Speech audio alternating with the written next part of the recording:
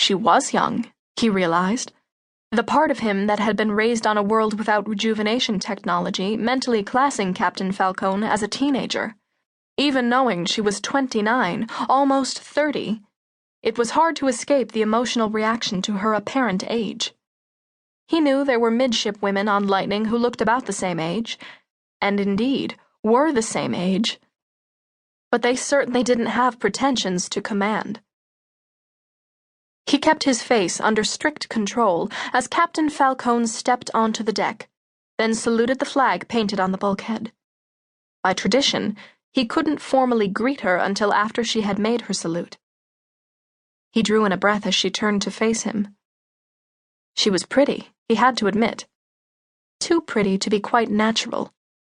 Cosmetic surgery and genetic programming had been non-existent on Hebrides until after the Commonwealth had rediscovered his homeworld, but Tyre had never lost the technology.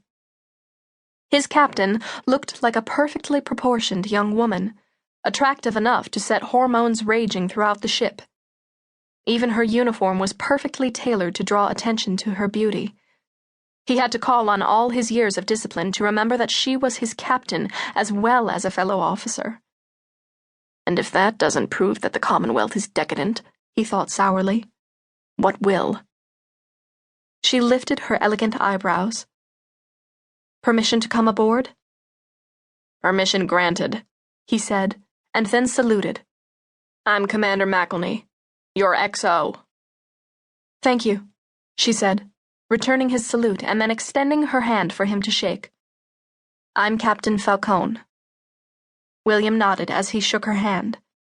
Her voice seemed to lack an aristocratic accent, although 4 years at Piker's Peak and then several more years as a serving officer would have probably helped it to fade away.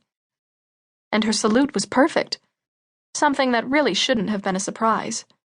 Young cadets were drilled in saluting until they could do it in their sleep. She still looked absurdly young, but she was a graduate of Piker's Peak. It was only experience she lacked. I took the liberty of preparing a tour of the vessel, William said. We're still working up for departure, but most of the officers and crew are in place. Her eyes narrowed. Most of the officers and crew? William was mildly surprised. He'd known captains who wouldn't have picked up on his words. But then, she'd served as an XO too. And being an XO was good experience for understanding the difference between what someone said and what they actually meant. Yes, Captain, he said. We're short around 40 crewmen. The Admiralty needed to assign additional crew to Thundercloud and tapped the men who were supposed to be assigned to us. We've been promised replacements within a week.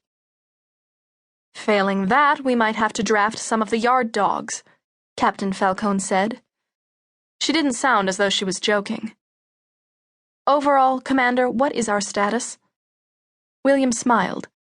He'd taken the liberty of preparing a set of detailed briefing notes, too.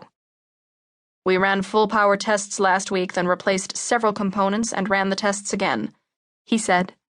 Drives, life support, shields, and weapons are all at optimal readiness, apart from long-range ship-killer missiles. The Admiralty has promised us a resupply within the week.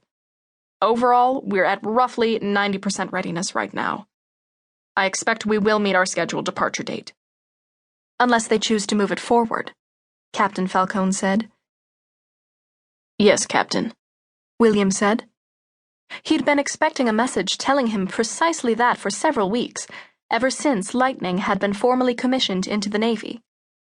90% readiness was hardly bad. They could fly, fight, and generally give a good account of themselves if they ran into hostiles. It's a very real possibility.